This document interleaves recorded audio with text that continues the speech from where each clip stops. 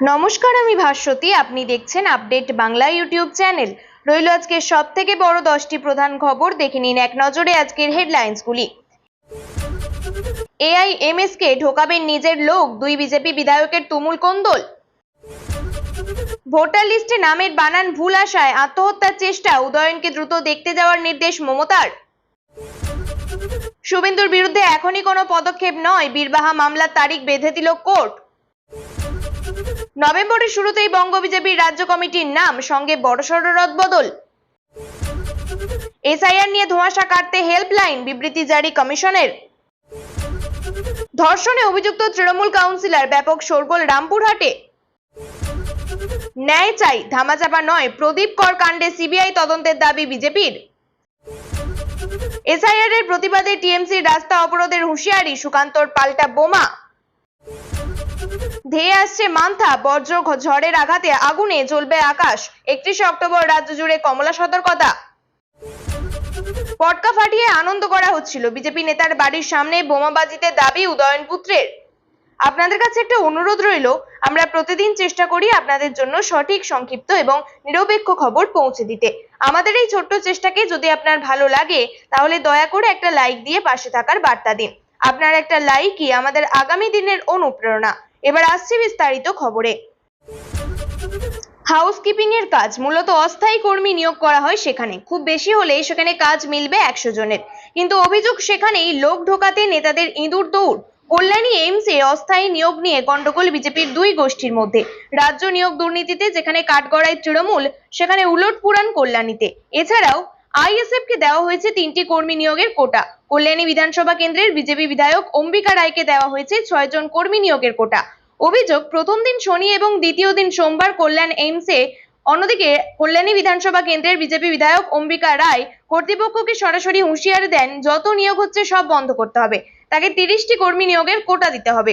এই খবর জানাজানি হতেই মঙ্গলবার দুপুরে কল্যাণী এইমস হাসপাতালে এসে হাজির হন বিজেপির 6 বিধায়ক: অসীম সরকার, অশোক কীর্তনিয়া, সুব্রত ঠাকুর, স্বপন মজুমদার, পার্থ চট্টোপাধ্যায়, অসীম বিশ্বাসরা। দীর্ঘক্ষণ কর্তৃপক্ষের সঙ্গে আলোচনা করেন।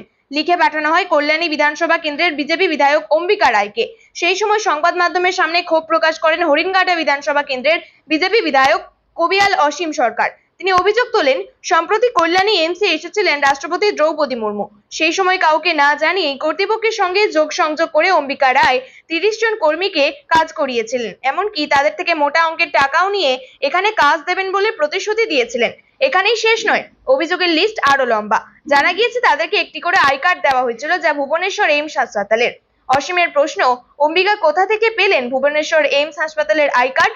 এখানে ওই 30 জনকে এই হাসপাতালে কাজ দেওয়ার জন্য সক্রিয় হচ্ছেন অম্বিকা রায়। এটা তো হতে দেওয়া যায় না। এর বিরুদ্ধে যথাযোগ্য ব্যবস্থা গ্রহণ করা হবে বলে তিনি জানিয়েছেন।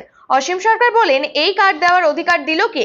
এইমস এর অনুমতি না দিয়েই বা কিভাবে কাজ করলেন? পরে নিজের বিরুদ্ধে ওঠা অভিযোগ অস্বীকার করেছেন তিনি। বলেছেন, তার বিরুদ্ধে ওঠা অভিযোগ প্রমাণ করুক বিধায়ক অসীম সরকার। এসআইআর ঘোষণার পর থেকেই রাজ্যে একের পর এক ঘটনা প্রকাশ্যে আসছে। ইতিমধ্যে উত্তর 24 পরগনার আগরপাড়ায় বিষ খেয়ে আত্মহত্যা করেছেন প্রদীপ কর নামে এক ব্যক্তি।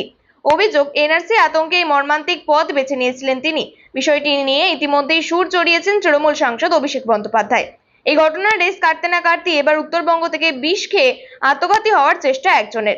আজ বিষয়টি নিয়ে সরব হন মুখ্যমন্ত্রী মমতা বন্দ্যোপাধ্যায়। জানা যাচ্ছে, কোচবিহারের দিনহাটায় থাকেন ওই ব্যক্তি। তিনি আত্মহত্যার চেষ্টা করেছেন। বর্তমানে হাসপাতালে ভর্তি রয়েছেন তিনি। জানা যাচ্ছে, ওই ব্যক্তির নামের বানান 2002 এর তালিকার সঙ্গে 2025 এর তালিকার গড়মিল রয়েছে। একটি অক্ষর নেই, তার জেরেই তৈরি হয়েছিল আতঙ্ক। পরিবারের দাবি অন্তত তেমনটাই। জানা যায়, আজ ওই ব্যক্তি নামাজ পড়তে যাননি। এলাকাবাসীদের দাবি, তিনি এসআইআর আতঙ্কে এই কাজ করেছেন। আমি ভয় পেয়ে গেছিলাম, জানি না তো কিছু, ভেবেছি এর থেকে মরে যাওয়া ভালো। আজ ভার্চুয়ালি গোটা রাজ্যের একাধিক জগদ্ধাত্রী পুজো উদ্বোধন করেন মুখ্যমন্ত্রী। সেই সময় দিনহাটার পুজো উদ্বোধন করার আগেই তিনি সেখানকার বিধায়ক উদয়ন গুহকে নির্দেশ দেন। বলেন, দিনহাটায় একজন বিষ খেয়েছে, আমি জানতে পেরেছি, তুমি ফিরে গিয়ে ওর বাড়ি যাবে। প্রসঙ্গত, এদিকে আবার আগরপাড়ায় মৃত প্রদীপ করের বাড়ি গিয়ে জাস্টিস ফর প্রদীপ কর বলে সুর চড়ান তৃণমূলের সর্বভারতীয় সাধারণ সম্পাদক অভিষেক বন্দ্যোপাধ্যায়। বাংলার লোকজনের উদ্দেশ্যে বার্তা দেন, এসআইআর শুরুর পর থেকে আমি রাস্তায় থাকবো, আপনারা ভয় পাবেন না। রাজ্যের মন্ত্রী বীরবাহা হাসদার বিরুদ্ধে কুরুচিকর মন্তব্যের অভিযোগ। বিরোধী দলনেতা শুভেন্দু অধিকারীর বিরুদ্ধে হাইকোর্টের দ্বারস্থ হয়েছিলেন বীরবাহা। এই মামলায় বড় নির্দেশ দিল কলকাতা হাইকোর্ট। বিচারপতি জয় সেনগুপ্তর নির্দেশ, আগামী 11ই নভেম্বর পর্যন্ত শুভেন্দু অধিকারীর বিরুদ্ধে কোনো কড়া পদক্ষেপ করতে পারবে না পুলিশ। এখানে উল্লেখ্য, 2022 সালে রাজ্যের মন্ত্রী বীরবাহা হাসদাকে কুরুচিকর মন্তব্য করার অভিযোগ ওঠে বিরোধী দলনেতা শুভেন্দু অধিকারীর বিরুদ্ধে। ঝাড়গ্রামের ঝিটকার জঙ্গলে গিয়েছিলেন নন্দীগ্রামের বিজেপি বিধায়ক। সেই সময় বিশাল ব্যারিকেড নিয়ে শুভেন্দুকে আটকায় পুলিশ। অভিযোগ, তখনই বিরোধী দলনেতা রাজ্যের মন্ত্রীকে কুমন্তব্য করেন। এরপর ঝাড়গ্রাম এসটি থানায় লিখিত অভিযোগ দায়ের করেন বীরবাহা। আরও একাধিক থানায় এফআইআর করা হয়। বিচারপতি জয় সেনগুপ্তর অন্তর্বর্তী নির্দেশে জানিয়েছেন, শুভেন্দু অধিকারীর বিরুদ্ধে বেলেঘাটা এবং সাঁকরাইল থানায় দায়ের করা এফআইআর এর ভিত্তিতে আগামী 18ই নভেম্বর পর্যন্ত কোনো পদক্ষেপ করবে না পুলিশ। তবে কেস ডায়েরি পেশ করার নির্দেশ দিয়েছেন বিচারপতি। আগামী 11ই নভেম্বর পরবর্তী শুনানি। এর আগেও সিঙ্গেল বেঞ্চে রাজ্য জানিয়েছিল যে তারা এই দুটি মামলার কোনো পদক্ষেপ করছে না। উল্লেখ্য, এর আগে শুভেন্দুকে আক্রমণ করতে গিয়ে এই নিয়ে মুখ খুলেছিলেন সাংসদ কল্যাণ বন্দ্যোপাধ্যায়। তিনি বলেছিলেন, এসসি ওবিসি কেসে বীরবাহা হাসদা এবং তার দাদা যে এফআইআর করেছিল তাও বিচারপতি রাজাশেখর মান্থা স্টে করে দেন। সেই এফআইআর চ্যালেঞ্জ করেননি। বিচারপতি জয় সেনগুপ্ত বলছেন, এই এফআইআর এ চ্যালেঞ্জ হয়নি, তাই কোর্টের ভিতর ঢুকতে পারবে না। ভোটের দামামা বেজে গিয়েছে, কোমর বেঁধে মাঠে নেমে পড়েছে সব রাজনৈতিক দলই। এবার শেষ পর্যন্ত কি বিজেপির অন্দরে রাজ্য কমিটি ঘোষণা হবে? বিজেপির অন্দরে কান পাতলেই সেই খবর শোনা যাচ্ছে। সূত্রের খবর, নভেম্বরের প্রথম সপ্তাহেই ঘোষণা হতে চলেছে বঙ্গ বিজেপির রাজ্য কমিটির নাম। সঙ্গে হতে চলেছে একাধিক রদবদল। রাজ্যের সাধারণ সম্পাদক সহ বিভিন্ন পদাধিকারী বদল হতে চলেছে। সূত্রের খবর, বর্তমান রাজ্যের সাধারণ সম্পাদকের মধ্যে 3 জনের দায়িত্ব বদল হতে পারে। মহিলা মোর্চা, মহিলা যুব মোর্চায় বড়সড় বদল আসতে চলেছে।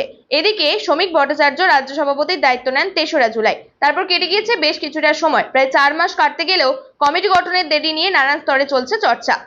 উদ্দেশ্য প্রশ্ন, একদিকে সাম্প্রতিককালে দলের মধ্যে নতুন পুরনো ভারসাম্য বজায় রাখা নিয়েও বিস্তর চাপানুত্তর চলছে। পাশাপাশি উপরতলা থেকে নিচতলা পর্যন্ত গোষ্ঠীদ্বন্দ্ব সামাল দেওয়ার সংগঠন না ভোটে দাঁড়ানো সবকিছু বাছাই করতেও সময় লেগেছিল। এর মধ্যে আবার রাজ্যের নির্বাচনী পর্যবেক্ষক হিসাবে দায়িত্ব নেন ভূপেন্দ্র যাদব। দায়িত্ব নেওয়ার পর একাধিকবার কেশব ভবনেও গিয়েছিলেন। সূত্রের খবর, সেখানেই দ্রুত কমিটি তৈরি করা নিয়ে পর্যালোচনা হয়।